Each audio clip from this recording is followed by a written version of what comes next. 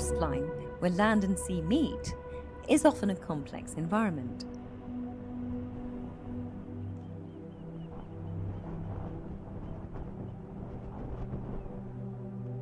Many people live by the coast and depend on it for a living.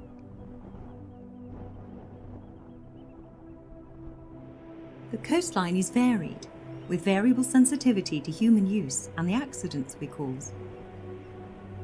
From sandy beaches to rocky cliffs, the shoreline type, the currents, tides, and wave exposure are among the factors that define the ecosystem found on the shore. Many of these ecosystems are sensitive to oil spills.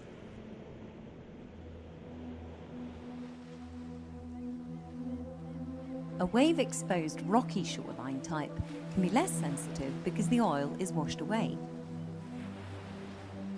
and the species there may already be adapted to rapid regrowth. Some rocks are smooth, but a different, more rugged type of rock may be more difficult to clean because of the structure of the rocks, even if it is exposed to the waves.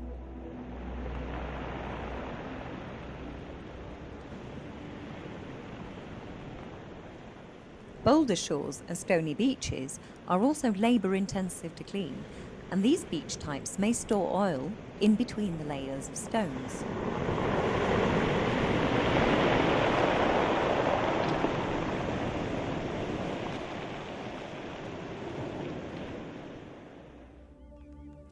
More sheltered areas are less easily cleaned by wave exposure, and some areas are particularly difficult to clean manually. The complex current systems of coastal areas can bring oil into places that are sheltered by waves. Tides are a dynamic feature of the coastal marine environment, varying by many meters in some places. At low tide, the seafloor is laid dry, exposing many creatures that are food for others, providing a rich environment for many other species. When the tide comes in, the area is flooded and the intertidal organisms are again underwater, where they can feed. If there is free-floating oil on the surface, it will be brought in at high tide and may be stranded and floated again with the ebb and flow of the sea. Areas such as these are especially vulnerable to oil spills, as the oil may be brought back again and again and moved around on previously uncontaminated sites. This is a particularly challenging shoreline type for oil spill combat. Dryfall areas with rich biological production are very important for all types of seabirds, especially for wading birds, but also for eiders and gulls and various coastal diving species.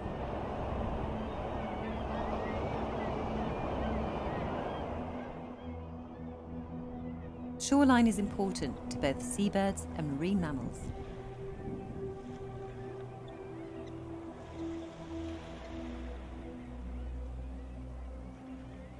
In the lowest part of the intertidal zone and below it, the subtidal zone, there's a rich marine life depending on structuring organisms such as various types of kelps and seaweeds. These organisms provide feeding grounds for species such as mollusks and hiding places for juvenile fish. Areas that have particularly rich kelp forests below the surface and suitable shoreline cliffs for nesting, etc., may be very important breeding sites for seabirds to rear their young.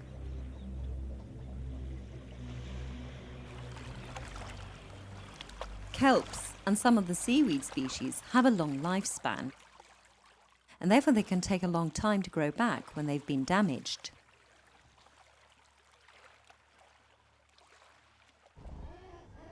Some species of seabirds prefer to stay close to the coast all year. These are called coastal diving seabirds, such as, for example, the cormorants, shags, and black guillemots. But other species, the pelagic diving species, use the near coastal areas mainly in the breeding period, forming colonies on steep cliffs.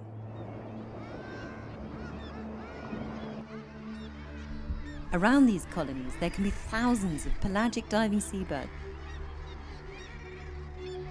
such as puffins, guillemots, and razorbills, foraging on the water. But they can even travel up to 100 kilometers from the colony to catch fish.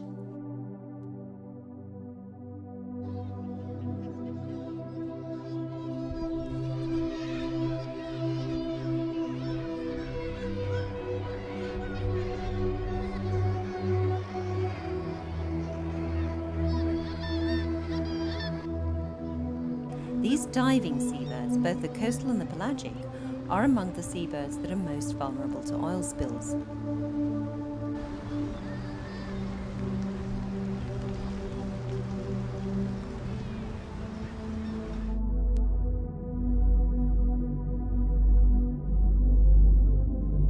The abundance of seabirds and their chicks attract the ever-present predators.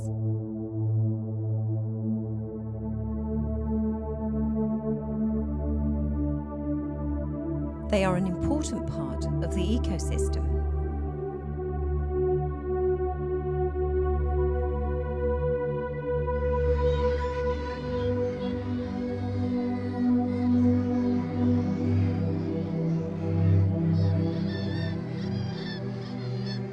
Part of the reason why the diving seabirds are especially vulnerable to oil pollution is that they spend a lot of their time on the sea surface.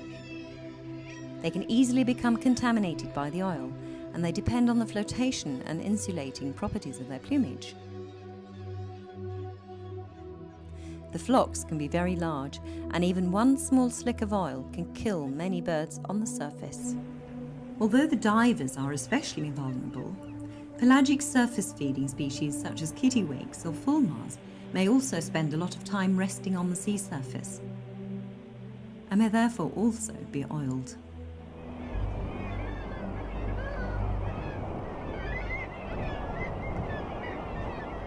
Many seabirds mature late, and species like auks have only one chick per year. They only succeed in raising chicks if access to food is good enough.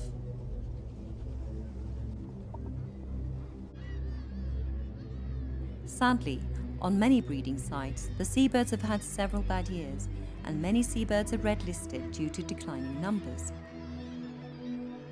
Replacement of the lost individuals after an oil spill can therefore be very slow, further adding to their vulnerability as a population.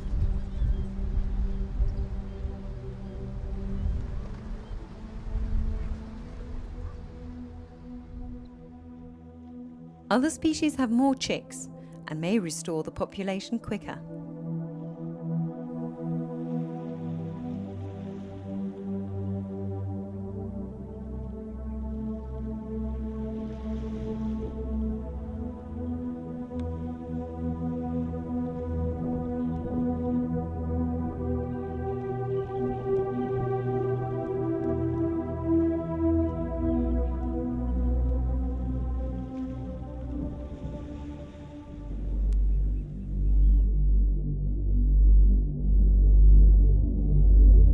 In open waters, the large whales roam the oceans.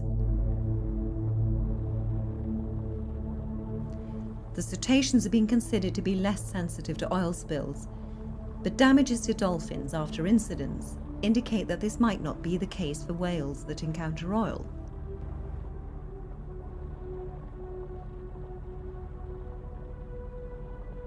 However, there is much we don't know about these animals.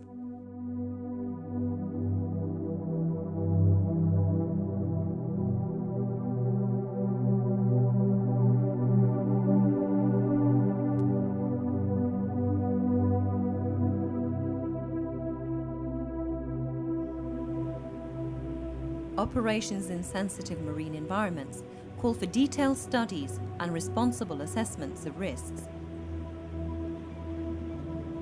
as well as comprehensive planning of oil spill contingency.